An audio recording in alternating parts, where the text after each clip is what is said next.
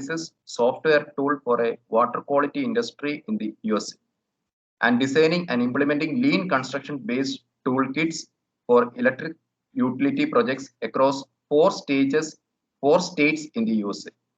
He is the recipient of Built India Scholarship for the MTech program at IIT Madras, top performance awards from L&T, editor's special mention on one of the journal at ASCE Journal of Computing, and recently the Young Faculty Award from IIT Bombay. On behalf of Civil Engineering Department, College of Engineering, Kidangur, I invite Dr. Albert Thomas, sir, to take over the session. Thank you. Okay. Thank you so much, Professor Apu, for introducing for the generous introduction. So I will just share my presentation to see whether everything is visible. Are my slides visible clearly? Yes, yes, yes. Okay. Okay. So Kidangur is very close to my home. So it's very close to my heart as well. So I was there in Pala for all this engineering entrance preparations and all. So it is not that distant, and so we are almost staying near. Okay, and I would like to extend my thanks to the College of Engineering Kidangur for calling me here for a talk here. So today's session, I'm planning to talk about sustainable and lean ways of construction management. So this is primarily based on whatever I have seen across my career, whatever projects I was involved in, and whatever research I'm doing currently at IIT Bombay. So this has been already been covered. Still, my BTech was from College of Engineering, Trivandrum. So that's a time where I was confused on what to do further, kind of thing, and then I started my MTech in Construction Technology and Management from IIT Madras. So that was based on a Built India Scholarship from Larsen & Toubro. So hopes at least some of you are aware of such programs. And then I worked with Larsen & Toubro for a period of 4 years, where I was associated with construction projects and construction project monitoring and all. Then later to that, then I was a faculty at National Institute of Construction Management for a brief period of time, and later on I started my PhD. So till my PhD, my experience was in mainly in construction management related projects. Then after that, then my PhD was into a domain called sustainability. Then after my PhD, I worked in the US for some time. I worked in the consulting industry that was again into a domain called lean construction. Then from 2018 onwards, I'm here. Okay, so when I was going through what to talk in this session, then again this is a faculty development program. So I understand that you guys are here for getting some knowledge, right? Getting some knowledge, maybe to start a new research trend, or maybe to teach your students, right? So this might be the case where you are here, right? So so thinking about that, what I'm going to present today is few things which you can take up as research domains in your own personal career. That is one aspect. And the second thing is some of the things which you can include in your teaching aspect as well. You might be teaching construction management related courses in your own colleges, so you can kind of take some clue from here and start adopting some of these teaching points there. Okay, am I clearly audible? Yes, sir. Okay, so I just want to. Okay.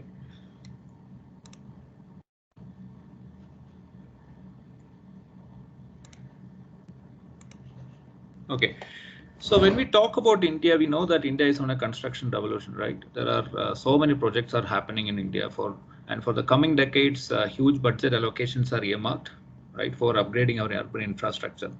Now, if you go to any metro city now, then you will see some form of a construction being happening there, be it a metro project, or be it a road project, or be it some sort of a buildings, and these kind of upgradation are happening there, right?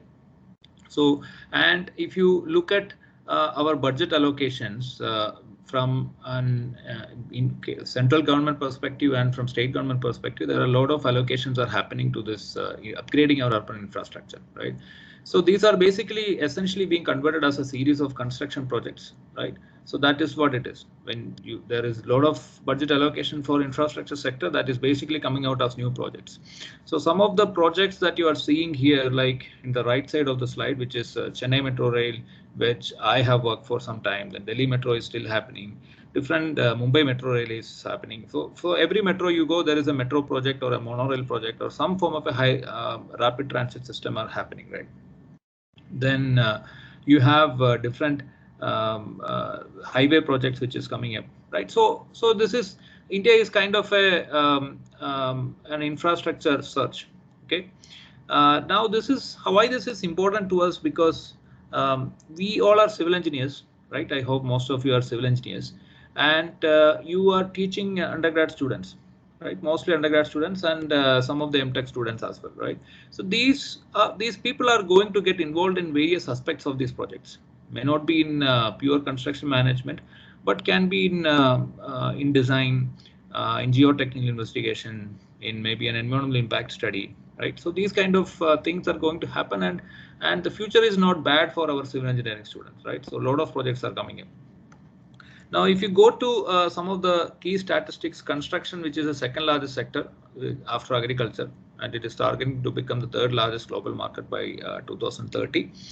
So this is understandable, right? So we are a developing country, and we are on the way to become a developed country, right? Maybe in another 20 or 30 years, right? So the kind of development that happens here right now, this is something which has happened in the US and all maybe 50 years back or 60 to 70 years back, right? If you go to a city called Chicago, their metro is there. Metro is existing for maybe more than 100 years, right? So which means that these kind of development, even the highways, the freeways, that was constructed somewhere around 1950s, 60s, right? So those kind of constructions are happening only by now here. Okay, so you have to understand that the kind of construction which is going to come up in the next few years. A lot of budget outlay, we talked about this. A lot of indicators which says that the cement production rose by to 6.3. This is an 2018 figure. There is the per day road construction has increased to 24 kilometers per day. So the basic essence here is that a lot of civil engineering related activities are going to happen in the next, at least in the next decade. Even when the COVID hit, there was no issues for the construction sector. So when we talk about, even though there are, so when we talk about the construction management aspects as well, see, there are a lot of technological advances, right? You might have heard about building information modeling, you might have heard about critical path method, automation in construction, machine learning in construction, AI in construction, IoT. There are a lot of things which are happening here. But when you talk about the Indian construction projects, they are still marked by several challenges, right? So the challenges include, like, several projects are getting delayed due to several reasons. Okay, so this time and cost overrun is kind of a usual thing associated with Indian projects. Okay, so what are some of the issues? This report says that around a lot of projects are going under delays and a cost overrun of around 1.45 lakh crores, which is basically a 2017 data, and this is kind of okay. Another issue which is pertaining to us is basically around 70,000 crore of investment is tied up in arbitration. Okay, arbitration is something which is basically an issue between different parties. Okay, there is a contractor, there is a client or an owner. If there are some issues or differences between these parties, it basically goes into arbitration. Okay, so on an average, studies says that an arbitration will take around some 7 years to get resolved. So what we have to understand, what's the takeaway for us is, there are, even though there are a lot of technological things that happens in the construction management domain, Okay, there are several issues. Now, what's our challenge? The efficiency of project executions need to be brought near to the global standard. How to scale this up? So since I'm being a person who worked in a US construction industry as well as in Indian construction industry, I can clearly say that there is a lot of differences when you talk about the efficiency of project in itself. Okay, in efficiency of how you the productivity of construction. Okay, so how to scale this up? This is a challenge, right? Then a lot of international players are coming into the execution of Indian infrastructure projects. If you see, let's say Delhi Metro project or a Kolkata Metro project, or now a Chennai or Mumbai, there are a lot of international players coming to picture. Even the project that I worked, we had a joint venture between a Chinese company. Okay, so there are why they are coming, because you are getting into tough zones like doing a tunneling, right? We don't have that much of expertise with a tunnel boring machine, right? You need to hire that machine from outside. You need to, when a machine comes, the agency also comes. You need to hire their expertise as well, right? So, but the issue is that there are so many people, and it's very important to have proper frameworks to prevent arbitration, right? When there are a lot of people getting into a complex kind of setting, there is all chance that issues can crop up. Okay, so when you compare with the current scenario with maybe a 20-year back scenario, the things are different now. Okay, so there are a lot of people there, people like companies like Samsung and companies like SUCG, Duidag. There are a lot of companies are here. They're having a base here for the last 10 years or more, right? So how to cope this up? How to take everyone into confidence and how to take these things for the betterment of the country. Another issue we have is basically affordable housing. Okay, this is a major issue for our country. We all know that even for a kind of a developed state like Kerala, we also have this housing issue, right? And if you go to other states, this issue is huge. If you come to a city like Mumbai, there are a lot of slums and these kind of issues are there. So, what is the need? Need is to give housing as early as possible, right? But do we have that kind of methods to give that speed, give that pace? Okay, so what methods could be adopted here? And one most important thing is how can sustainability be a prime focus of the new development? Okay, so I think in the last two sessions you were hearing about the term sustainability, understanding about the building design, and I think the first thing was about building design. Then the second one is about sustainable construction. So you have fair amount of understanding about what I'm talking about. But sustainability is not just the environmental aspects or energy. It's also about social as well as economic aspects, right? So how can so whatever we are doing right now, a generation that comes after 100 years, they are also eligible to get those same things, right? That's a basic fundamental of sustainability. You have to think about the future as well, right? So this is the stage we are in now. So when we talk about the technology as such, we have the technology, we have the people, but the coordination, there are some aspects where you can better improve your coordination, hence productivity. We need to have good approaches to inculcate sustainability into overall design. Okay. So I know that this might be a little off the kind of thing for most of you, because you are teaching things like structural engineering, geotechnical, and the traditional civil engineering courses, and construction management unfortunately doesn't have a great focus, right, in our civil engineering education. So we are not used to these kind of things, but it is very important that this is the base, right? When there are lot of projects, then there will be opportunities for our kids, right, for getting into jobs and all. So these are some of the challenges and some of the focus areas that we have to look at. Now, what are two possible approaches that we can adopt? Okay, so one thing is something called adopting something called lean construction principles into the construction operations. Okay, so it is not a different way of construction. So when I talk about adopting lean construction into, let's say, a pile foundation, It's not like you are doing something else to get a pile driven onto the ground. It's not like that. It is doing it better.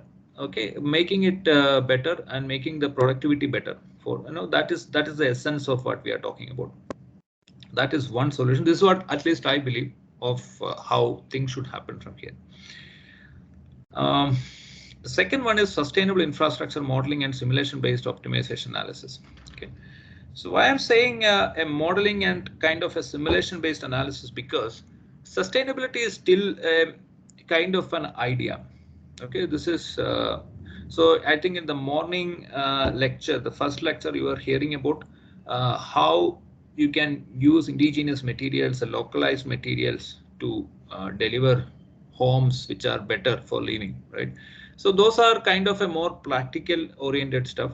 But when you talk about the other aspects, the economic aspects, the social aspects, the energy modeling aspect, and energy aspects, right? So you cannot always build a house or build a system to prove that yes, this is viable.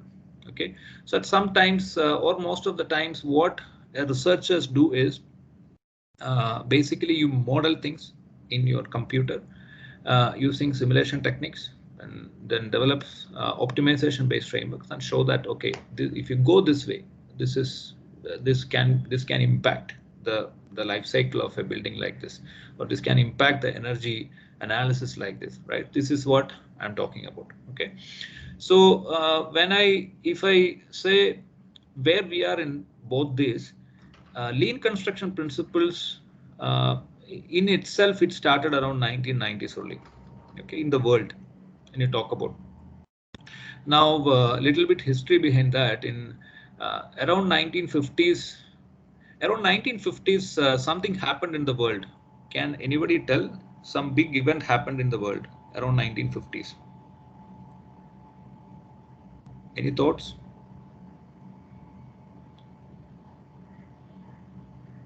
Not related to lean construction or anything. It's the first event happened around 1920s, 30s, 20s.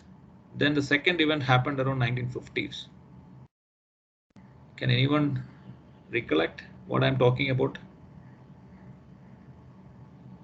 None of us were born at that time, but we have heard about it.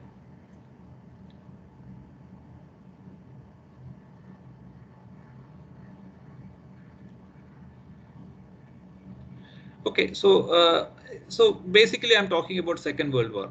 Okay, so when the Second World War happened, what happened is, which country got maximum affected by Second World War? That at least you might be able to tell me. Anyone?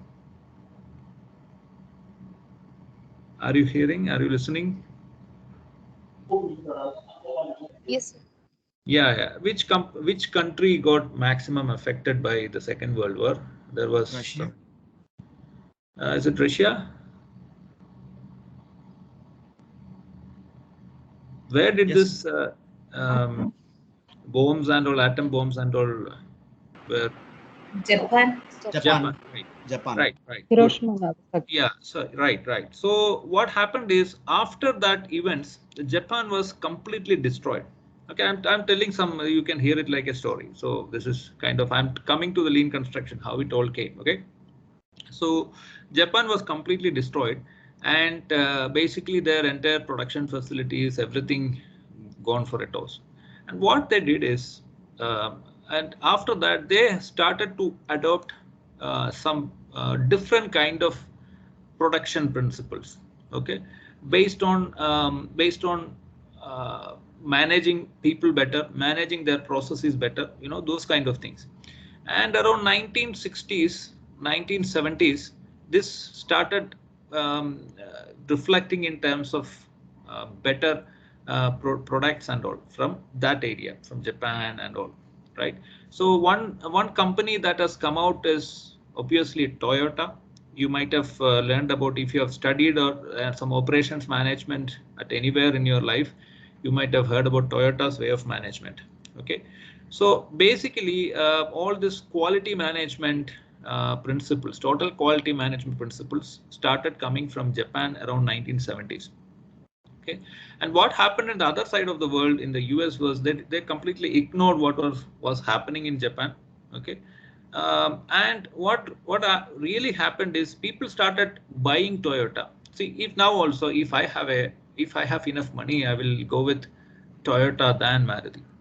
Okay, I'm not saying to say anything against anyone, but it's basically you attribute some form of a quality to that system, right?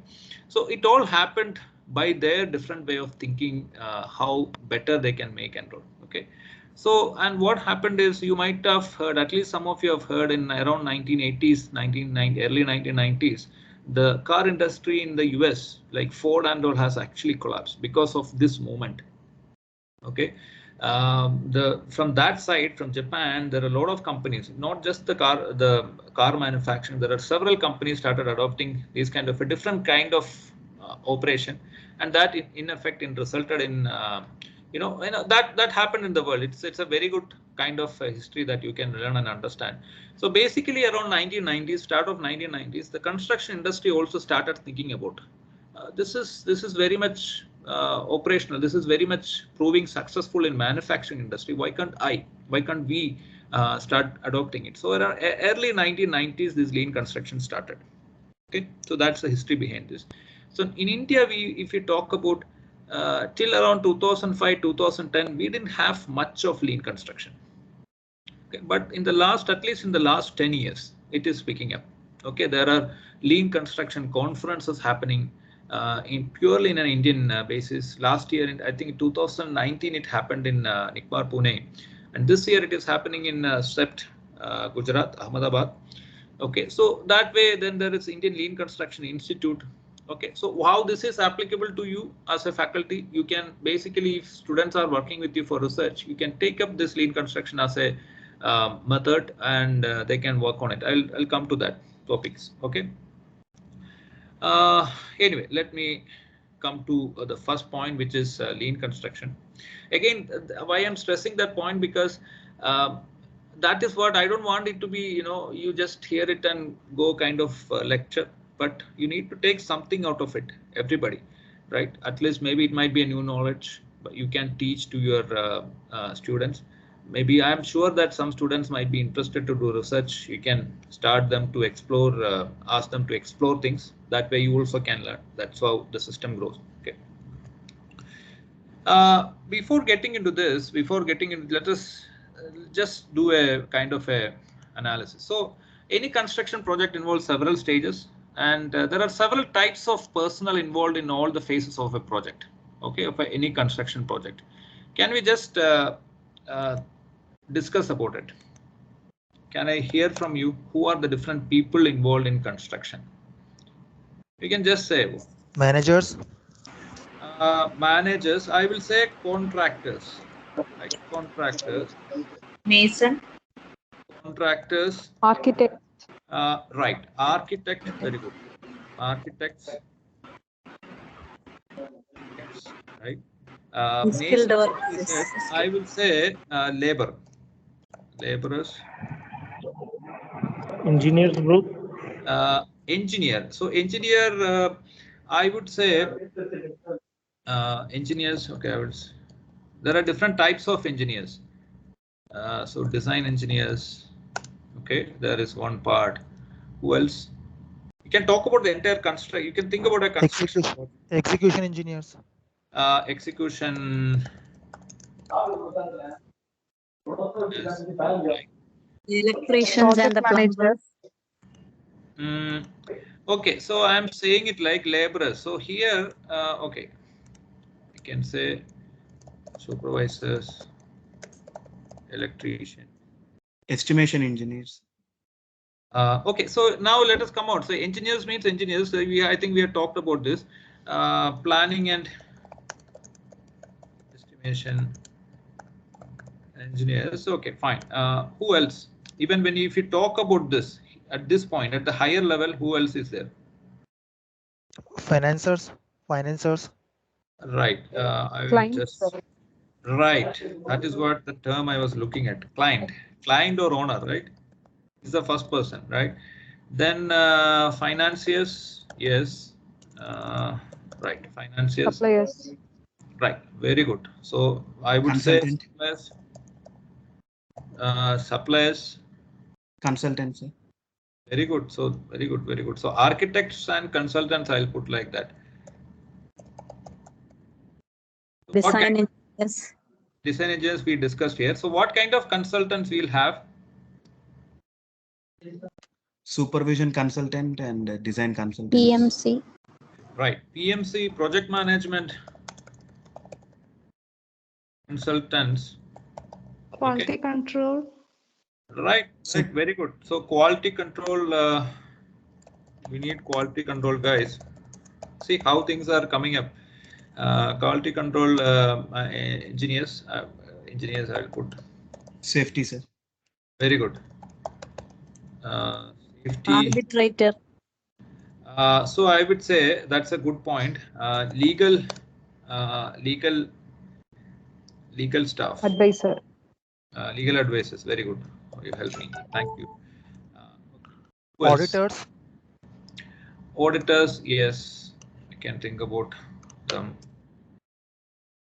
Okay, I think let us stop it here. I think I'm liking the interaction. This is what we need. Now let me move forward to the slide that I have. Let us. Okay, so this is what I have jotted down. So we have government. Right? Government is also involved in this. Owner, consultants, they are specialized agencies and auditors of various operations. They do detailed project report, architect, project management consultant, design, environmental. There are the various types of consultants. Then contractors, right? Then financial institution and bank, we talked about that. Project director, project manager, before all these people. Then planning and monitoring team, yes. The contract team, the procurement team, construction managers, then site engineers, joint venture team, if any. I talked about a joint venture, right? International people are coming here. They're getting into joint venture. Then foreman and supervisors. Okay. Then skilled and unskilled labor. These are the main people. Okay. Then vendors, subcontractors. This is a very major important thing because any main contractor is basically managing the subcontractors. Everything is being managed through subcontractors, right? In a construction organization, in a construction project. The equipment and lab operators, third-party agencies for testing and others, safety personnel, drivers. Okay, they are also part of this system. Administrative staff, warehouse and storekeepers. We can, if we spend some more time, we can make this 22 to 40, whatever. See, there are so the point here is what? There are so many people involved in this. Okay, so when you have so many people, see, you all are faculty. You know that if there are so many students in the class, it's very difficult to handle. I don't know how many people are there because thanks to the online kind of setting, even I cannot see me. I'm just seeing only the slide. But you know that when you teach, if you have a, let's say 10-15 students class, if you're doing a PG course and all, it's very good for you to manage things, right? But when you talk about a construction, and these people are involved at different levels, right from the start. So if I am a main contractor, I have to interact with it. I have to manage a lot of guys. I have to manage my own guys, who are my own guys, my subcontractors, my site engineers, my construction managers, my procurement team, my contract team, my planning and monitoring team, my foreman supervisor, my vendors, equipment lab operators, third-party agencies, safety, driver, administrative staff, you know, and the public, the police, you know, there are so much of interactions are involved in a construction site. If some of you have worked in construction, you can easily get what I'm talking about. Now, in addition to that, you need to, as a contractor, you need to interact with the consultants, a project management consultant, as an owner with the government, right? So there are various levels of interactions. Now there is all chance that, so how will this time and cost overrun happen? So basically you plan something and you fail to achieve that plan, right? That is where your time gets stretched, cost goes up, right? That's what it is. Now, so the basic fundamental of lean construction is all about an efficient way of performing tasks. Okay, half an hour over. Okay, performing tasks to reduce the various wastages, including material and time. This is the most important thing that you have to understand. Lean construction is all about controlling the show. Okay, so there are so many interactions involved, which has people to people, people to material, people to equipment, equipment to equipment, right? Contractor or construction, civil engineer, engineering staff to non-engineering staff, engineering staff to public. You know, there are so much of interactions happening. Now, lean construction is all about there is all chance that there can be wastages in terms of transporting unnecessary transport of materials. Okay, then just waiting for material, waiting for instruction, waiting for the tool. You know, then overproduction. Okay. Something it might become wasted, or if you produce it, then that is resulting to the fifth one, which is basically inventory. If you produce it, then you have to say store it. Then defects, right? Then motion, unnecessary motion of people. Then excess processing, right? If you there are a lot of signature required on one thing, but in addition, in that case, if you just can manage with one signature, if there are a lot of processing needed, right? Those kind of things. So what lean, again, you have to think about that Second World War thing in Japan, and they talked about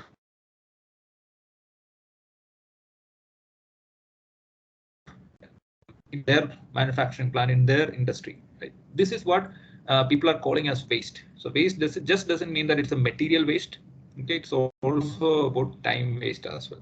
Okay, lean construction. Now, when I talk about lean, this is the basic thing that has to come to your mind. Then the next thing is there are several tools to manage this.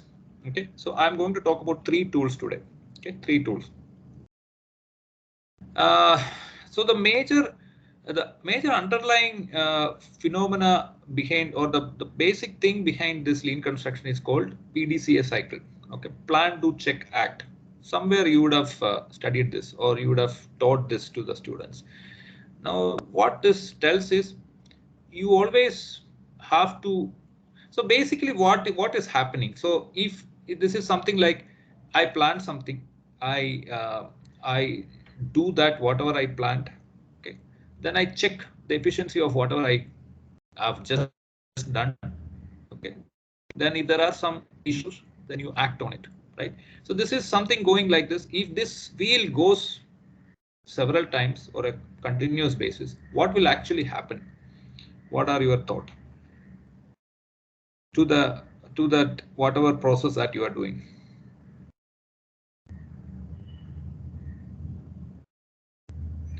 You'll basically improve, right? You will reach to a level where you will continuously improve, right? You are at some level, okay, some level of efficiency, some level of productivity in your process.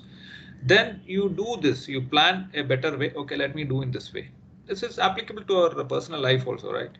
At several points of time, you'll feel that you're not doing well, you are not going well. You have to plan some better things. Okay, you do it, then you check whether it is working, whether you're getting good marks, whether you're getting good some career success. Then you act on it. If not, then if it is working, then again do that, right? So this is basically the thing is called continuous improvement. This goes on and on. So this is the basic motto. So let me just skip this, right? This is basically about project planning process. Planning, you all know, you might have learned construction management. You know what is planning. You basically take the scope, you apply some method, CPM or PERT, right? You make a schedule, you list out the activities, you put the duration to it, then you basically monitor that. That's what typically happens there in a project planning process. There will be monitoring aspect as well, right? You have a plan, you have spent some time, you will see whether you are achieving that whatever is planned. That is called monitoring. And the planning team, as well as the project manager, planning team and the project manager is involved in it.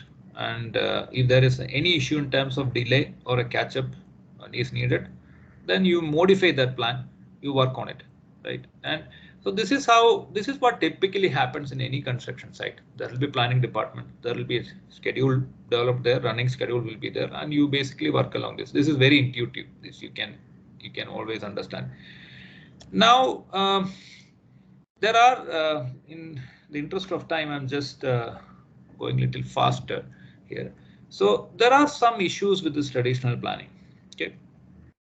So the First aspect is something called pull planning versus push planning. Okay. So whatever we are doing in a traditional way, okay, in any construction site, any proper construction site is something called push planning. Push planning means when I develop a plan, okay, I don't look at the target. Basically, I talk about what will I do today, what will I do in this week. Okay, I will do the excavation this week. Then I will, or even before that, I will do the site clearance. Then I will do the excavation. Then I will do what you will do, put some PCC there. Then you will put reinforcement there, right? This is basically pushing. The first thing is pushing the next thing, right? That is how it goes. That is what the traditional planning setup, right? Now what happens is when you, let's think about a 4-year project. For example, the project that I worked, it was 4 years. So when you do this kind of planning, you initially, so right now when I look at, okay, this is August. What will happen in my site in the month of August if someone asks me, let's say I'm a project manager, I will have clarity. Right? I'm going to do some form of a investigation, geotechnical investigation, or a borehole, or some clearance, those kind of things. What will happen in the next month? I will have some more clarity will be there. But as when time goes, your clarity goes off. Okay, then all goes by means of some form of an assumptions, right? Then if you ask me what will happen, so if you plan like this push kind of planning, what is the traditional planning, what happens is at the end you tend to park a lot of activities, you tend to have a very little clarity there, and you go with a lot of assumptions. And what happens is if something happens in the starting phase, if something doesn't go well, which means that it is going to affect the end, right? It's end, you have parked already a lot of things. Okay, so then you cannot, when you reach there already, there are a lot of activities there, then you cannot, then that will result in a kind of a delay. But Lean is adopting something called a pull planning. Okay, so let's say I want to achieve something by December this year. Okay, December this year. So I first put the target of December on a board. Okay, then I work backwards. In order to achieve that target in December, what should I immediately do? Proceed that thing. Okay, what should I do? The backwards. You plan backwards, right? So that is called pull planning. So Lean basically adopts pull planning. So in one of the subsequent slides, I'll show how that happens for a construction project. Then this is the second point, is a major thing, lack of collaboration. Right now, if you talk about the traditional planning, a planning manager, see, I was also a traditional planner. I was also a scheduler, a primary scheduler. You basically develop, it's all a visualization stuff. Okay, how much it will take? Let me take 5 days. Let me take 10 days. Okay, with some form of an assumption. And there is very little collaboration in developing that plan. Okay, I myself have done that. Okay, so this is an issue in current traditional planning, because as a planner, it's all a number game. It's all basically 2 + 2 = 4 thing. Right? What is 2 + 2 = 4? That's obvious. That's a mathematics we are talking about. That kind of thing is happening in planning. Okay, there is very little collaboration in traditional planning. Then schedule updating. So okay, you have a plan. Okay, so every month, it's very highly unlikely that you will go as per plan. You know that we make all those plans for a day and we kind of fumble at the end, right? That happens. So schedule updates typically happen on a monthly basis in a construction project, not on a daily basis. Okay, you have a schedule. If there are some delays on a month only, you will see that, because this itself is a big document. Okay, so that kind of thing is there. Then activity duration. You won't plan for a single day. Okay, you plan for, let's say, an activity level of 5 to 10 days in any schedule. Okay, maybe 3 days, something like that. But you don't plan for what will you do in this forenoon, what will you do in the afternoon. No, that way you cannot plan for even with 5 or 10 days of activity duration, a 4-year project, the number of activities were 5,000 to 10,000. Okay, so that you can understand. So in a traditional planning, you cannot go with a very detailed kind of planning setup. Can I get some feedback? Are you able to follow what I'm saying, the page and everything? Yes, sir. Yes, sir. Okay. Okay, good. Okay, so the first tool which I'm going to talk about is last planner exercise. So last planner is basically a short-term planning. I just talked about the issues in traditional planning. So it's a short-term site planning system based on lean principles. So what you do is I'll just immediately go to this. अजिबात interested नाहीये मी असं काही नाही interested आहे Uh, करायचं की if you can mute, तयार project घेतला की नाही तरी तो Please, somebody's mic is on. Can you Appu please? sir, please mute the participants. Muted, sir, muted. Thank you. So what happens is this is in one of the projects that we implemented last planner. So you can see a board here. Okay, you can see a board, and in the bottom board, if you see, okay, this is me. In the bottom board here, you basically talk about, you are seeing some stickies here, right? Sticky note. Okay, you first put the last sticky basically here. There is a pink sticky here. It is, maybe you can see a little bit here. So this is basically our milestone that you have to reach. Okay, wherever I have put my pointer. Okay, first you put that sticky, then you work backward in order to achieve that. What each of those divisions have to do. So you are seeing different colors here. Okay, you are seeing this is for I think this was for civil works. This is for mechanical works. This is for maybe for electrical works, plumbing works. And whoever people are standing here, they are basically the construction managers, the people who are accountable for each of these trades, and they plan. So in order to achieve this, what should I do at this month? So basically these columns are basically weeks or months. Okay, so I'm not exactly remembering. Okay, I think it was weeks. Each week, what will you do? So this is kind of the first full planning that you do. Okay, so you have a target, you come back. Okay, and you make a full plan out of it. I will just show you a few more diagrams. So this is another site where we developed a plan. Okay, this might look very obsolete, right? This is very sticky note kind of thing, but what is achieving here is this is called collaboration, right? Everybody in the site comes, everybody means all responsible guys comes and develop something like this. And this is not something developed from this point for moving forward. It is developed from the backward. Okay, so when you develop like this, you can, and when you come here, you always observe that you will come up with a lot of activities here, then you will replan things here, right? And this is basically, you can see here, this is some 31/1, some 31, January 31, I don't know, 21/1, I think, 22/1, 22nd January, 23rd January. So basically you are doing on a daily basis. Maybe here you are not going in a daily basis, you are going in a weekly basis. Okay. What happens here is, so you have, this is what the traditional planning, which is the master schedule. So this is what you all have taught or you all have learned in your construction management. Okay, CPM or PERT, you develop a schedule. Okay, this is what the master schedule. Then you get basically the milestone from it. Then you develop a phase full planning. This is the same thing, just the thing that I said. You from a milestone, from an immediate milestone, you work back and develop a phase full planning. From that, you develop a look ahead planning. Okay, so always when I say this December I have to achieve something, so I'll put that target. I will try to work around, not on a daily basis. I will not put December 31, December 30, December 29, 28. I won't put it that way. I'll put maybe December 1st, November, then October 3rd week, October 4th week, October 3rd week, October 2nd week, October 1st week, like that. That way I come back and find out, I develop a full plan. Then for a look ahead plan, basically what we do is take the next 8 weeks. Okay, you already developed a full plan, and from there you go into minute details. Okay, next 8 weeks or 4 weeks, you do a daily kind of plan. Okay, then the most important thing here is, sorry, I'm going here and there, but I hope you are able to understand.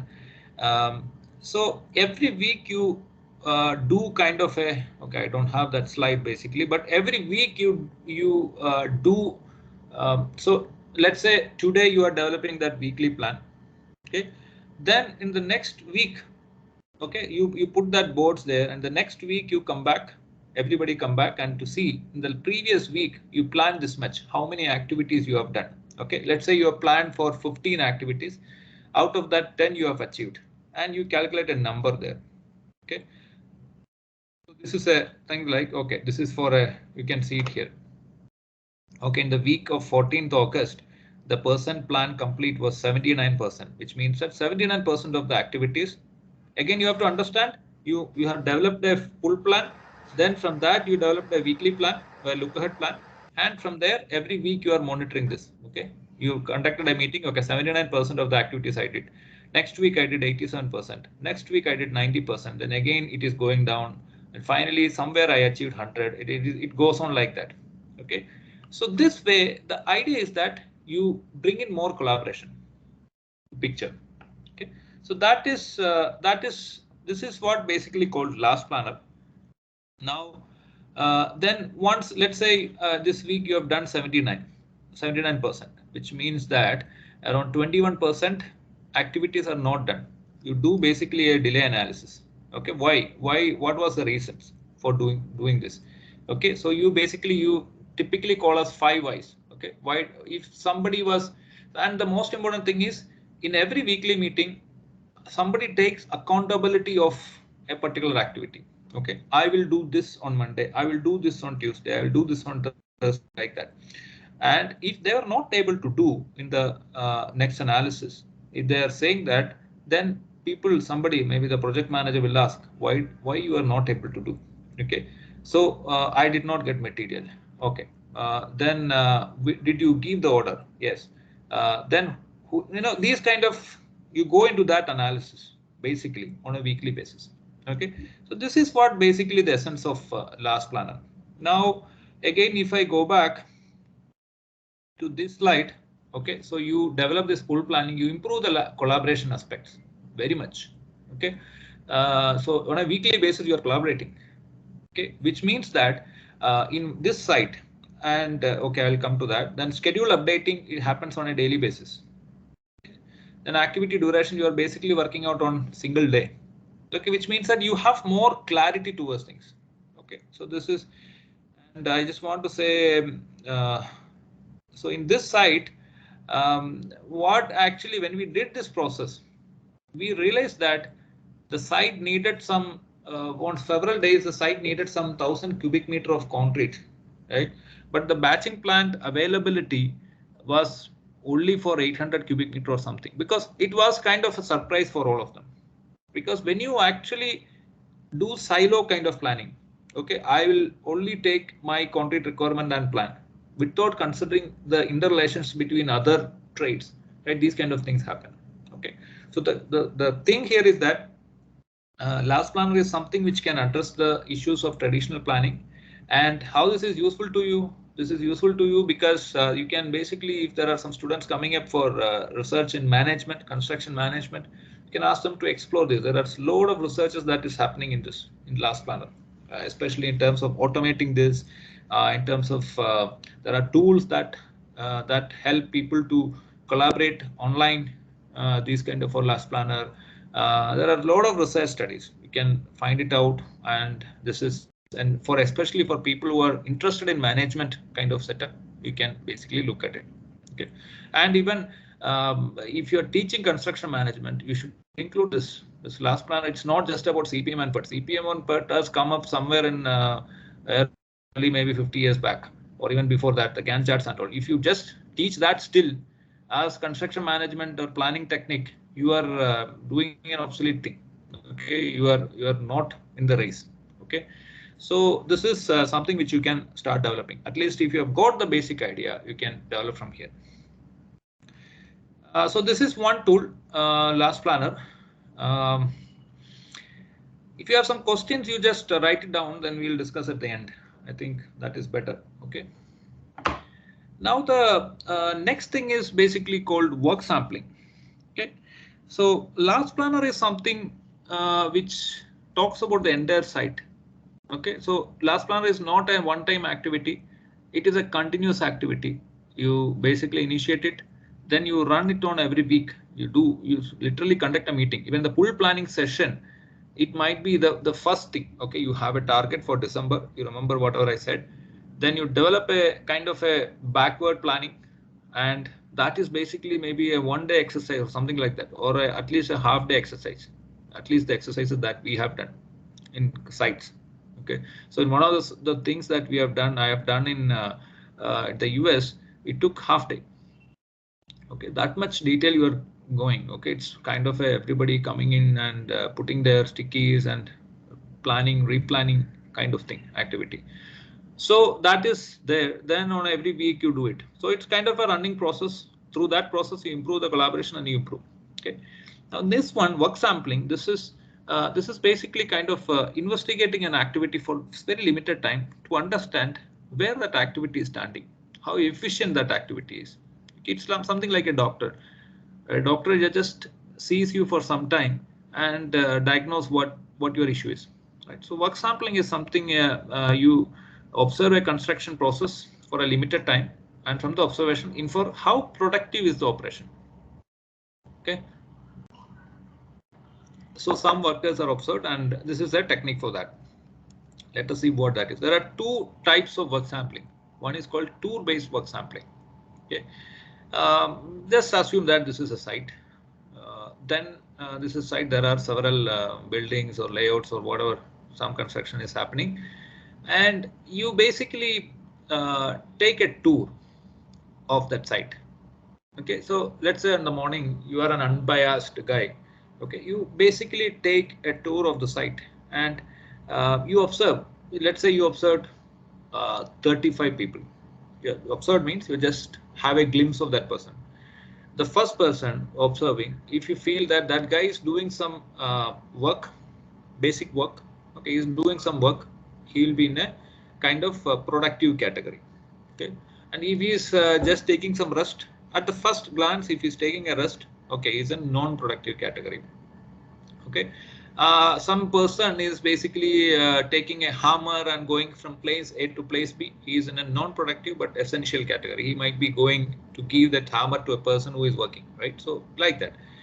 So like that, you basically make observations of maybe 300 people or 400. You take a route. This whatever this red line is done here, maybe somewhere you start and at the same point you end, and you observe several people and you just mark it down. Okay. So what will happen? You can understand what is the ratio of people who are working in that site, productive, non-productive, and non-productive but efficient. So these kind of things we used to do to our kids also, right?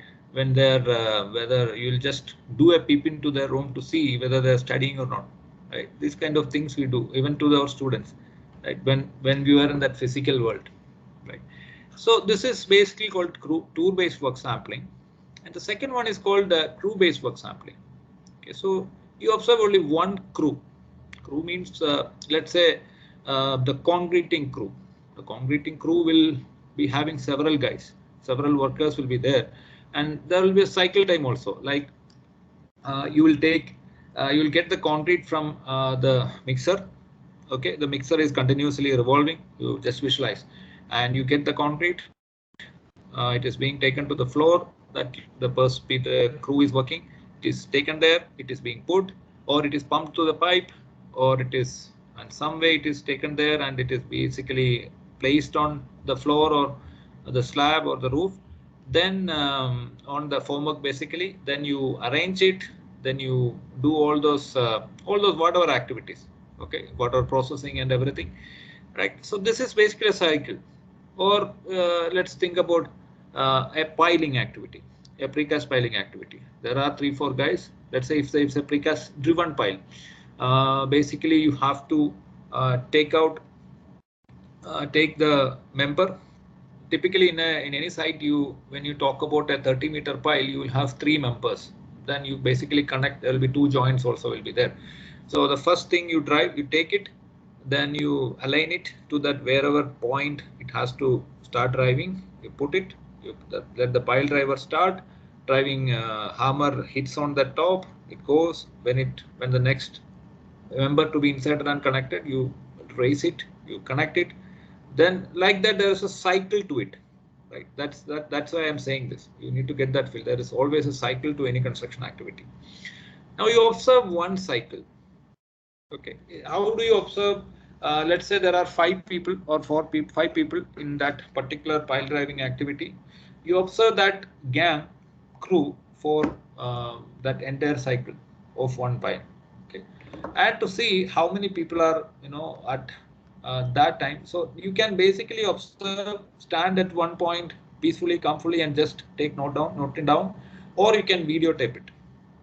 And now you have these kind of CCTV cameras as well. So there are automation happening in here as well. But this is basically the process. And then you find out in that particular cycle time how much percentage people are working, how much percentage people are not working. These kind of things. Okay, so these are the classification of activities you can do, which is direct work or productive work, essential contributive work, semi-productive, and ineffective work, non-productive. Okay, and how do you do it?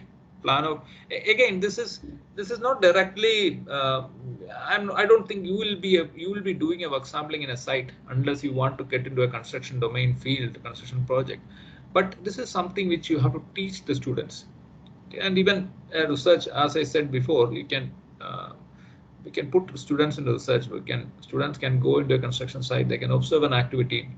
We have done when I was doing my masters. I myself have done. Go to a site, stood under the sun comfortably, and doing that, observing an activity and developing this chart. So it looks something like this. Okay, so this is some activity. Here you have productive of 35%, non-productive of 40%, and semi-productive or supportive work of 25%. So what can we understand from this? There is a non-productive component of 40% in this activity. Okay, so maybe one instant, one cycle that might be we cannot take an kind of a guess, but what is intended is you do it for several times. Okay, you did on one cycle today. You do the same thing on another cycle of the same activity in a different day, or you design that. Okay, then you see how it goes, whether the non-productive is staying at the same place. Okay, which means that there is some issue. 40% of your time is wasted. Okay, so this is you have to tie it to the thing that I talked earlier, right? Lean is all about controlling the wastages. Okay, so this method, work sampling alone, cannot reduce the wastages. It is just it's like a doctor. A doctor cannot reduce your problem, right? The medicines reduce your problem, right? Maybe a doctor's words can give you some calmness and all those things, but typically the medicines or that treatment gives you the solution to the issue. So now once you understand this, where the issue is, you basically will have to design your treatment. Okay, maybe remove a couple of non-productive guys. They were not doing much, or do some reallocation. That way, what is actually happening? You are improving the efficiency of work. You are improving the productivity of work, right? Which means that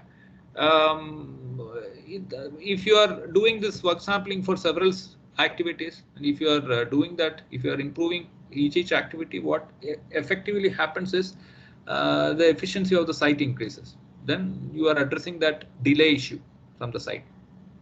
Okay, and but at the same time, the last planner, it is actually a solution also. It is not just a diagnosing tool. Okay, that is something that you will have to understand. Okay, now these are some case studies they basically did for different workers. Okay, so in this particular case study, worker 1 has a non-productive time of 90.9. He is just joking around there, right? And the worker 2 is doing most of the work, and worker 3 basically what can we do? We can maybe omit both workers and to see whether this can be done by 2 workers. These kind of things doesn't happen by like to your eyes. It doesn't come up very easily. Okay, so you will have to do studies like this to understand what is happening. Okay, so that's the point here. Okay, so can we take some questions or should we wait till the end to do it? What is your suggestion, Professor Matthews? Is that fine? Is that fine to finish my presentation and take the questions? Sir, we usually do so towards. Okay, We let us usually have the questions towards let the us end. follow that. That is Okay, sir. Thank you. so let me get on to the next tool, which is basically. So, do you want to look your site like this? This is both are kind of a messy site. If you go to any construction site in our state or Kerala or in India, most of the sites are like this. Okay, so this is like it is not heavily unorganized kind of thing. Okay, so right, see this how the scrap is there at this point. You know, this is not just the kind of a visual feel. It's basically in terms of it's a risky business as well. Right? You can get hurt.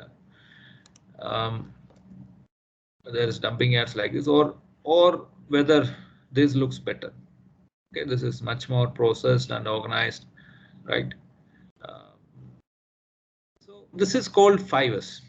Okay, so this was one of the techniques that these guys adopted, the Japanese, during that movement, quality management movement, which is called 5S. So 5S means there are 5 steps, okay, which help you to do a better arrangement of things. So it's not just housekeeping, but a methodological and powerful tool to improve your working environment and improve your efficiencies and overall safety. So this basically happens. Sometimes it happens to our life also, right? If you just open your laptop desktop now, there will be a lot of files. I mean, if you look at your table, if you're sitting in your office, I don't know, maybe some of you might be doing this already. It's in a haphazard way, right? So in construction also, people have adopted 5S as a solution to this. And it is not something like one-time activity. So work sampling is kind of a one-time or 2-3 times activity. Last planner is kind of a continuous activity. 5S is also a continuous activity. It needs to have a start.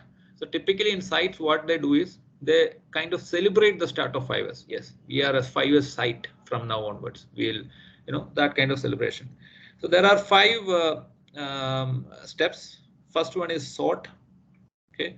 There is a Japanese word for all this. I'm not mentioning it here in this slide, but it is the idea is this: sort. When in doubt, move it out. Red tag technique. You need to have a red tag, right?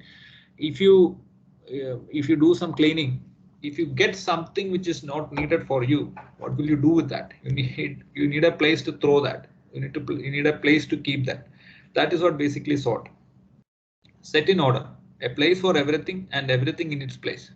Okay, everything needs to have a place, even if it is a small. Let's say when we actually arrange our kids' toys, I always struggle, right? So there are small nuts and bolts and small balls and rounds and all those things, but it's very difficult to find a place for everything because original package is not there. That kind of issues. But in construction, whatever it is, there a place for everything and everything in its place. Then shine. Clean and inspect or inspect through cleaning, right? You make it shine, literally shine. Okay, so which means that if some issues comes, if need comes, you can easily find it out. Then so the first 3 steps is kind of easy to do. If you're determined enough, you can do it. But the next 2 steps is basically the difficulty thing, which is standardize, make up the rules, follow and enforce them. Okay, so this has to become a habit. Okay, so if you have kept things in an order, then you have to standardize this procedure for different processes, then sustain it, make it part of daily work, and it becomes a habit.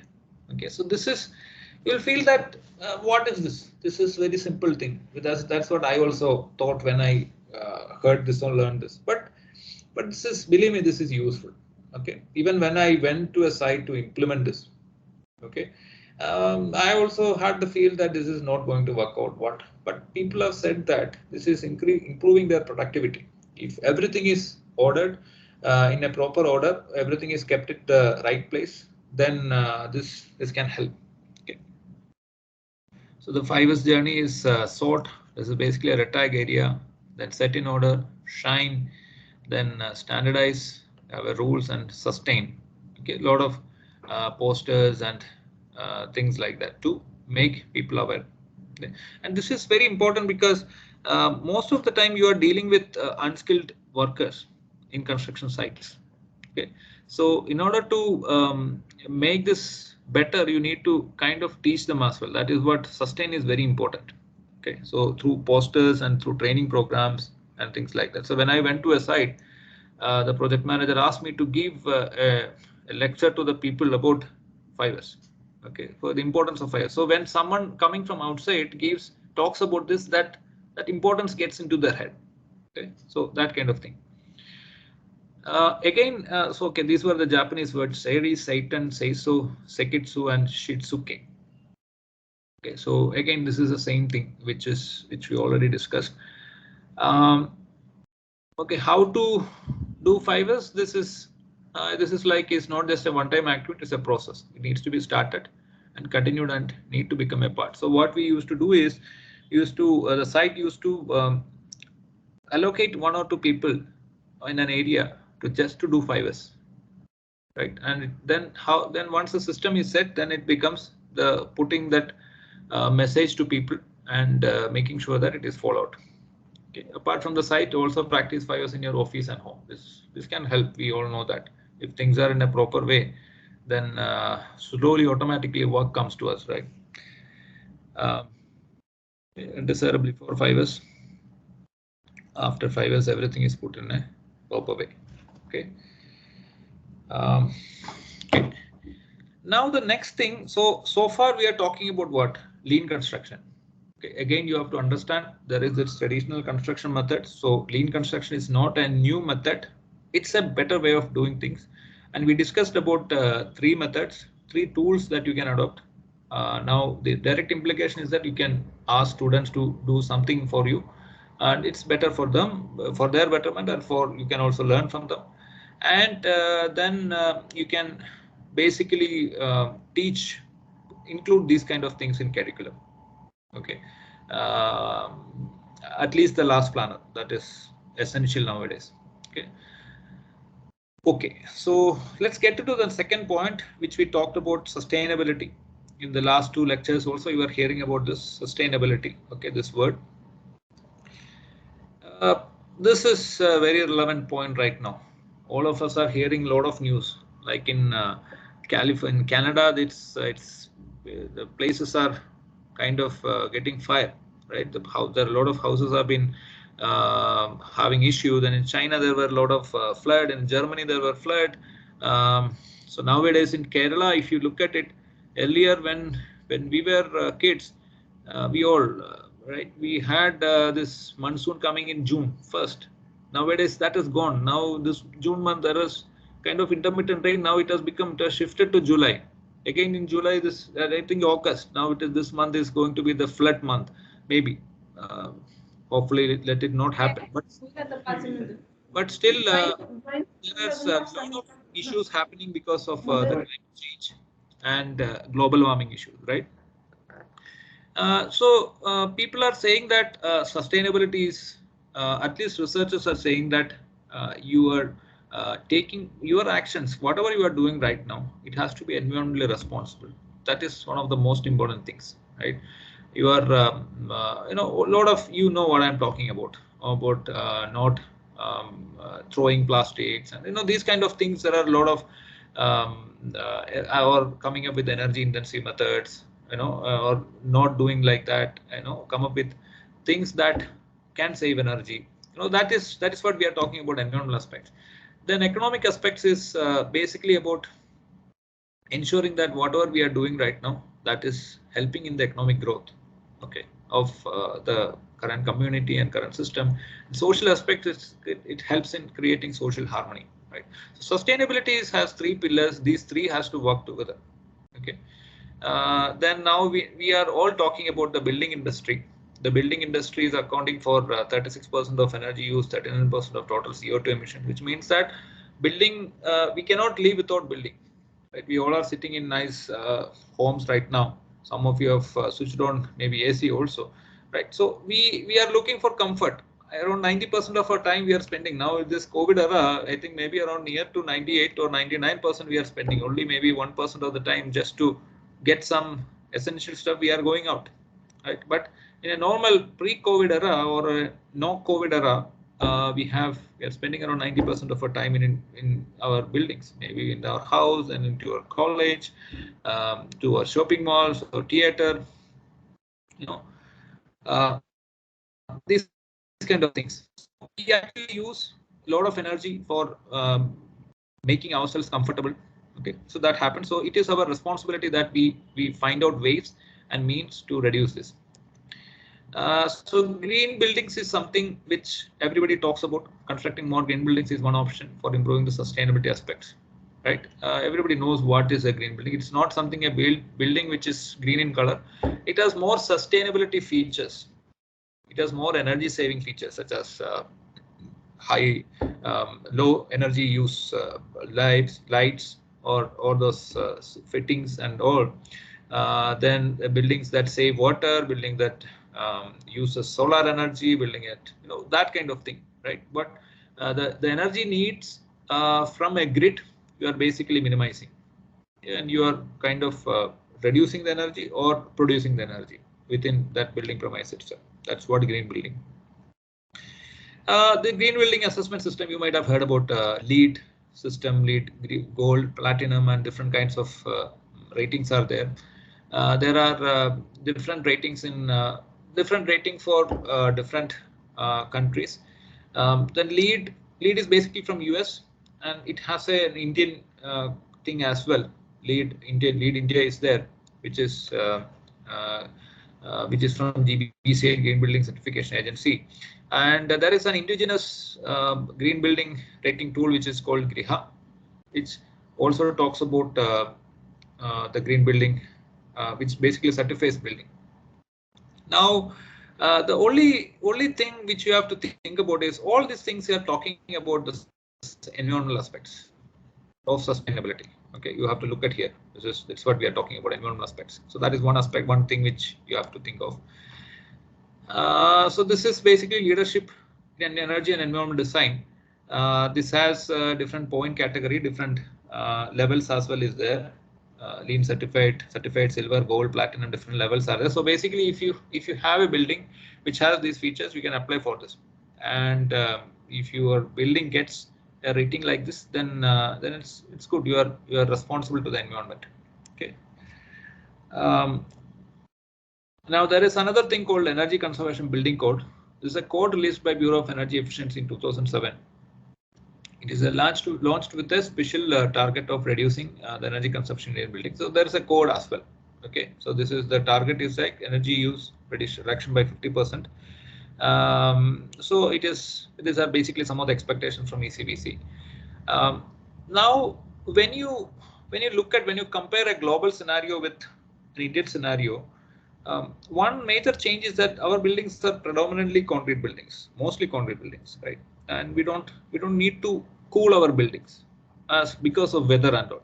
So if you look at or we don't have to heat our buildings, because if you look at countries like US and all, there is it is basically snow falling area, right? It's a very temperature goes below zero, which basically you have to heat your building. We don't need to have that kind of enclosure. So the type of construction is a little different. And at the same time, we basically use only electricity, right? For fan, lights and AC and even for AC, right? So there is one difference is that the type of construction is a little different. But still, when you talk about how policies are implemented in our construction sector, in the building sector, when you compare with the global scenario, India is still lacking behind. Okay, we have ECBC, we have green buildings. There are several lacunas, several issues even for people to use this rating system. There are not many buildings are coming up with rating systems. Okay, with green rated systems. So this is, I'm going to talk about some of the, now I'm going a little research. The earlier lean was more of an application adaptation. This is going to be a little research kind of thing. This is one of the studies one of my MTech students have done.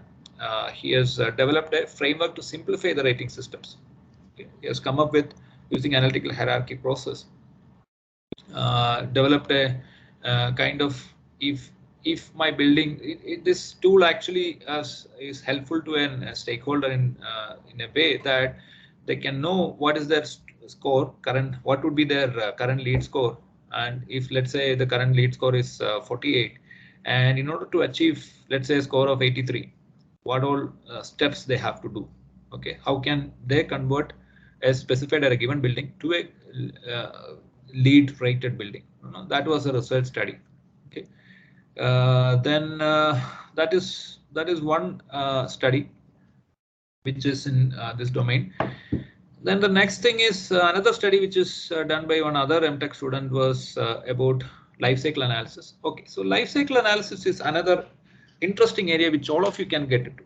Okay, it has applications in several domains. Even in structural engineering, you have life cycle cost analysis for earthquake and all, right? When something happens, so that kind of things are there. Even life cycle analysis have impacts on several domains. Okay, so basically, it's all about understanding the different stages of the life cycle, and then one second. Understanding the different stages of a building's or a product's life cycle, and then finding out the environmental impact of that different stages of material manufacturing or demolition or construction, maintenance and use. Okay, so different lives. It goes like the material manufacturing, construction, use, maintenance and demolition. Okay, so understand the environmental impacts, and then let's say if you have an option A, option B. Okay, option A is better in terms of life cycle impacts, then you select option A, like that. Life cycle analysis help you to do like that. The life cycle methodology talks about a goal and scope definition. This might look a little boring for you, for people who are not interested, but still this is something which is useful for several domains. Okay, you basically do talk about a goal and scope definition, an inventory analysis. Okay, find out what are the different options, then you find out the impact, then you interpret that results and find out which option is better. So one study which I'm showing this study because this should help you also too, right? That's the whole point. As a faculty, you should as a faculty development program, it should help you to get some leads, how to kind of start research in a similar area like that. So one study was done in analysis of a green rated building using life cycle analysis, comparison of a green rated building versus a normal building. Okay, it's a green building efficient in terms of life cycle assessment. So that is what the student has done. So finally, the results have come in such a way that it is basically the green building is better. So that's the study that has been done. And another study is basically I was earlier talking about sustainability has 3 pillars. What are the 3 pillars? Anybody can tell me, help me with? Let me see whether you're listening or you're. I know it's a very afternoon lecture. It's after your lunch, straight after your lunch. It becomes, at times it becomes sleepy. So what are the 3 pillars of sustainability? Can anybody help me? Environment.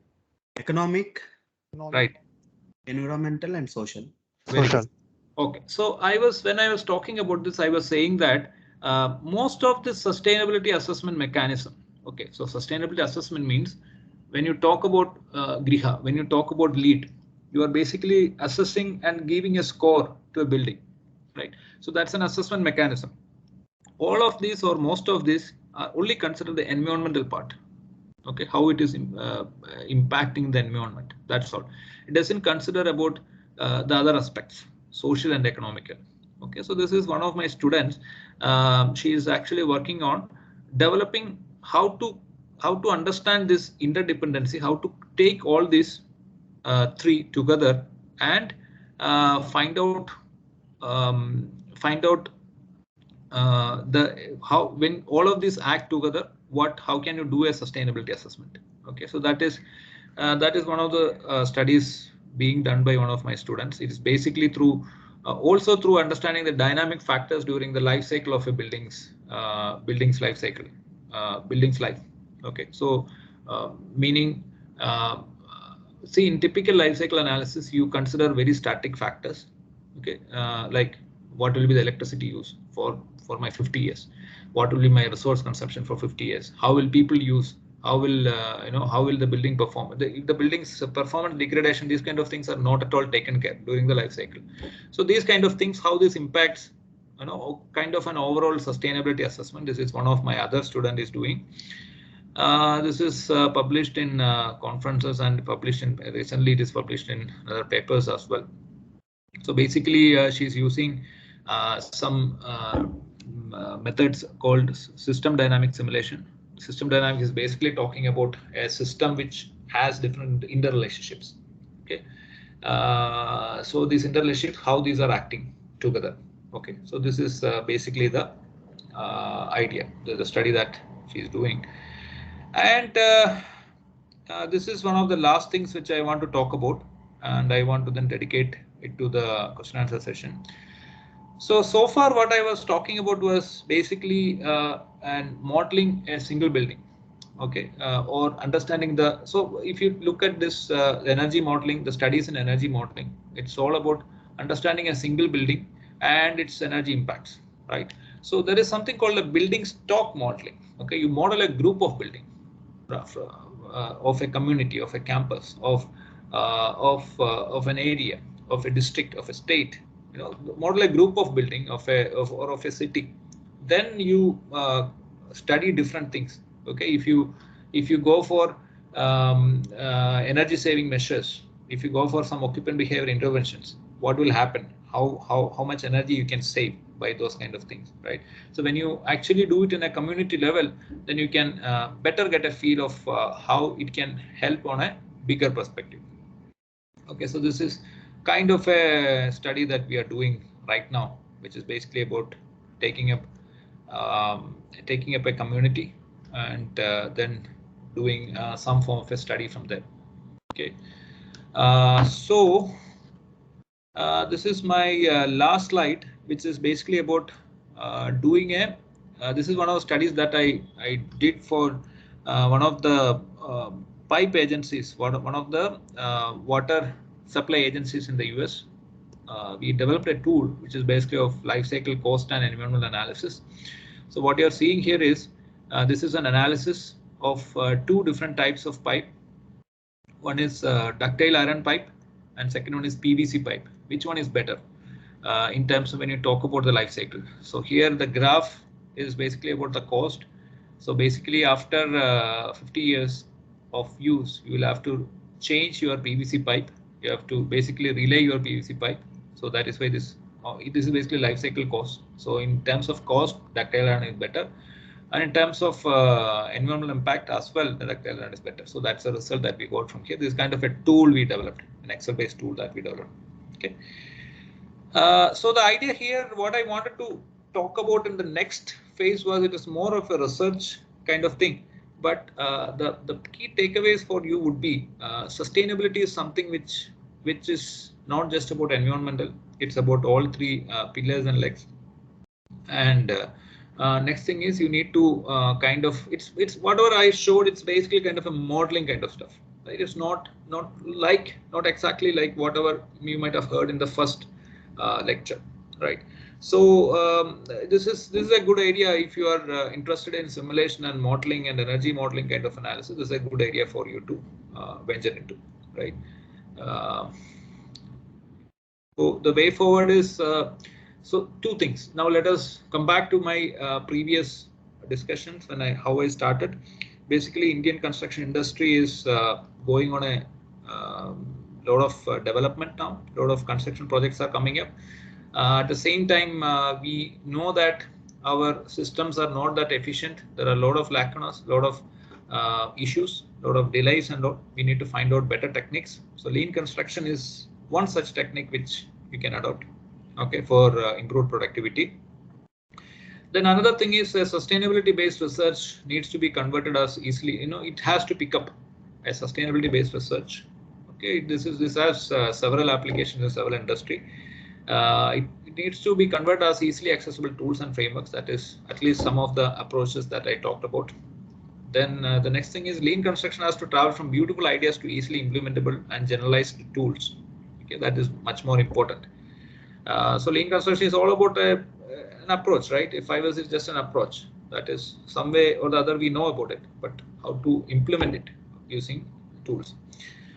So my last message is bringing technology to the table does not always ensure project success, but the personnel who are handling the projects also need to ensure that the current processes are done with best efficiency. Okay, so that is more important. We're picking back to our first slide, which is basically about the personnel. There are so many people. Basically, at some point of time, you are also there in terms of some research or consultancy projects. You are also associated with them. Even the students that you teach, they are also associated with several projects. You need to kind of instill these kind of things to their minds so that they'll be much more responsible to the society and environment. That's all from my side. I don't know I'm right on time or whether that's all from my side. We can take up questions.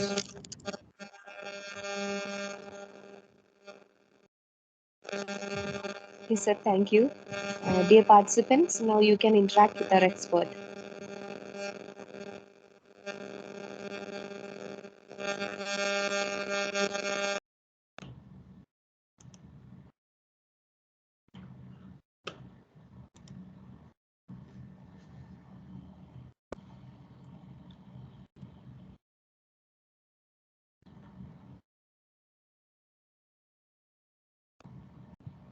You can ask whatever be the question is.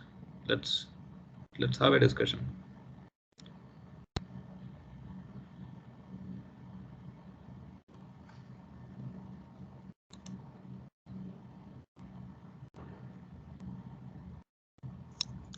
Hello, am I audible, sir? Yeah, yes. Oh, very good afternoon, sir. So it was, first of all, it was very informative session. Thanks a lot for that. And sir, I just want to ask that you said if you are taking CPM and PERT still in your syllabus, and all these things.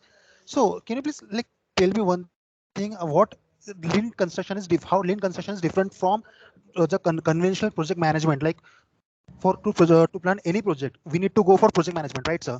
And to plan a project and to schedule a project, we need to use CPM and PERT. And after scheduling everything, we have a plan in front of us. We have our we have our milestones or our targets, right, sir? So before going for backward approach, we need to have some targets, right, sir? And to achieve the target, what we have understood till now, these conventional methods and conventional project management techniques which are used. So can you please elaborate something more on this? Sure, I think that's a very good point. This is I have touched upon in my talk. I'll go to the slide again. You can see my slide. So I'm not saying that we have to get away with traditional techniques, but my only point is that the traditional techniques lack in several aspects in terms of its collaboration approach. In terms of it, obviously you have this building information modeling analytics increasing the collaboration, but the issue is that planning always work on paper. Okay, so from my personal experience, I myself as a scheduler developed the Primavera schedule of 5,000 activities and started monitoring it. So there is a point where people or the construction guys say that, okay, you make your plan, you tell me what to do, I will know what to do. It reaches to that point, right? Because at some point of time, it's very difficult to handle a 5,000 activity schedule and update it on a daily basis. Daily basis update is not at all possible, which means that, let's say the project is slipping out a little bit. Okay, something is not happening. So the activity that you have planned has not happened. You have only a chance to do it on a monthly basis. Now, if you ask me, can you do it on daily basis? Yes, but it is nowhere it is happening. You cannot update a schedule, the actuals on a daily basis there. Okay, so the last planner is something which helps you to do that. And here, if you see the slide, here the master scheduling is a must. I'm not saying that CPM is not needed. It's a must. It needs to be there for setting the milestone. But an efficient way of implementing master schedule, whatever schedule that you prepare, it needs techniques such as last planner, and last planner doesn't talk about a 4-year. It just talks about maybe a 4 weeks or a 6 months kind of thing. You take out that milestone and you do a better planning or a detailed planning there. That's what it is all about. Okay. Thank you, sir. Thank you so much. You cannot get away with CPM. That is tried and tested. All the tools are there, because a last planner cannot handle for 4 years. That will be absurd. Thank you so much, sir. Yeah.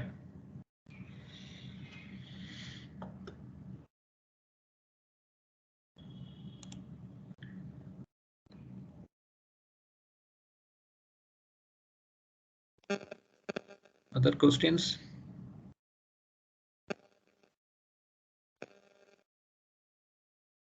Participants, any more questions? Can anybody tell me? I mean, have it helped you? Have it given you some links of applying in your domain, in teaching domain? Have you taken any decision? Okay, I will also start teaching this. Can you elaborate? Anybody?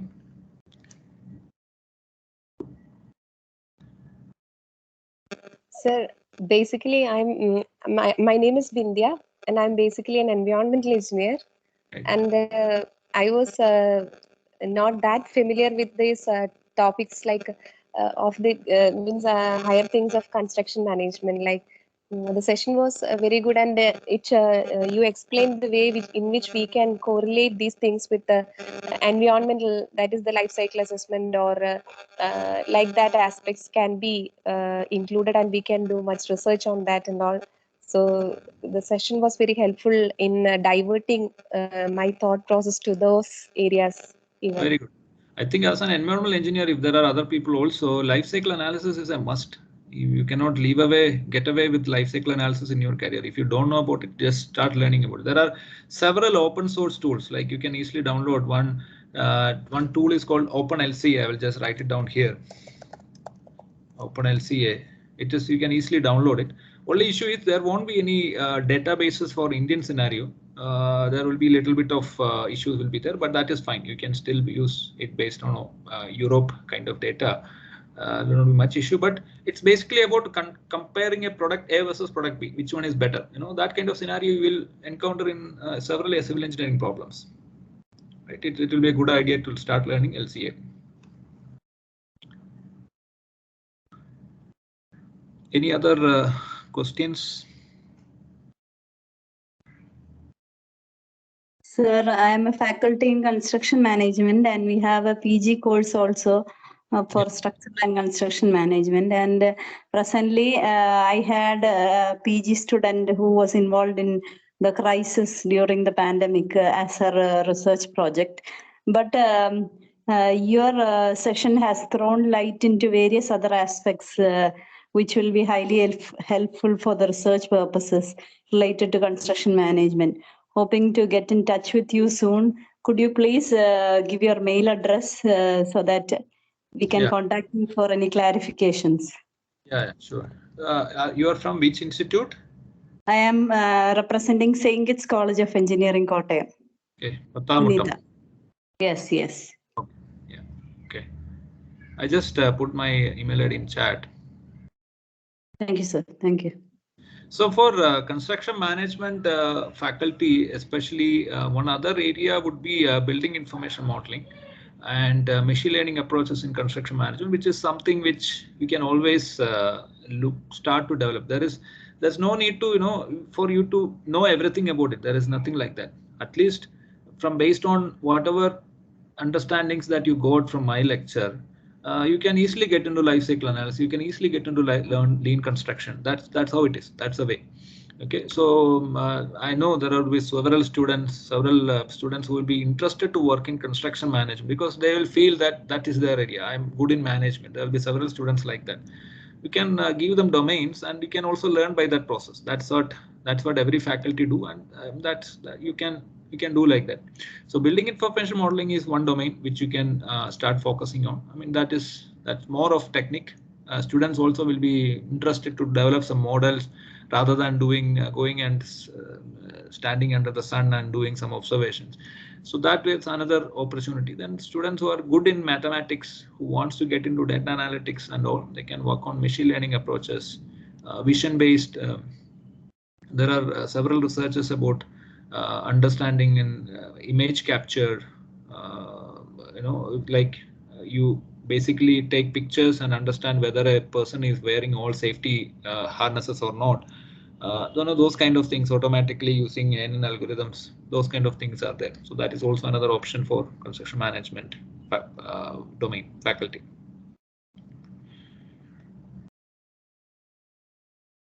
Thank you, sir. Yeah. Any more questions from participants?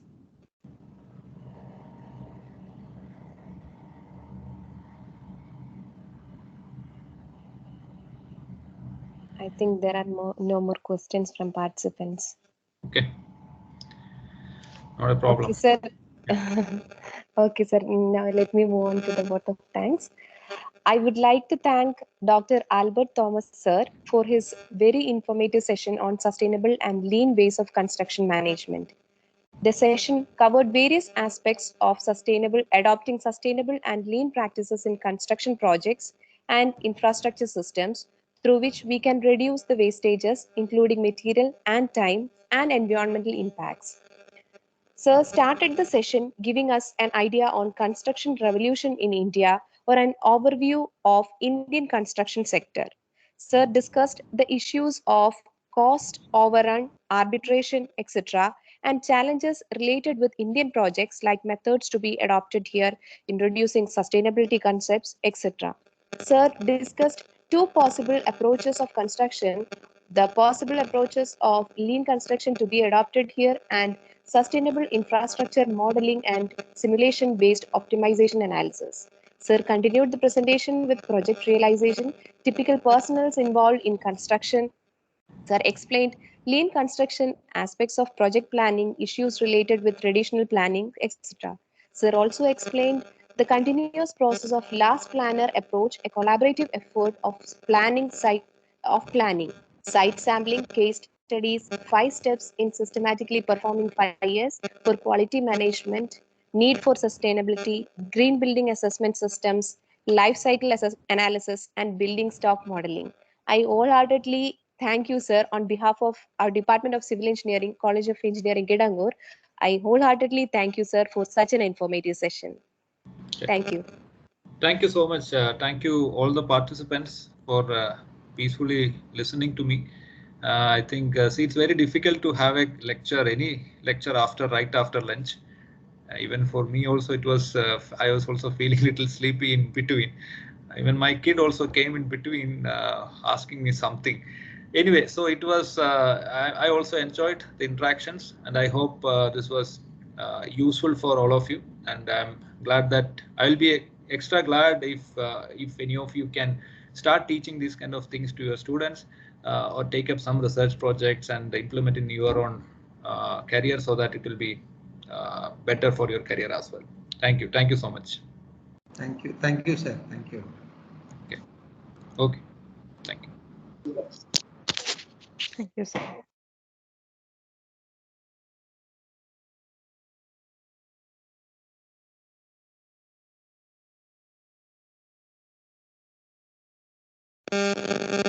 Dear participants, we will join for tomorrow's first session at 9 o'clock.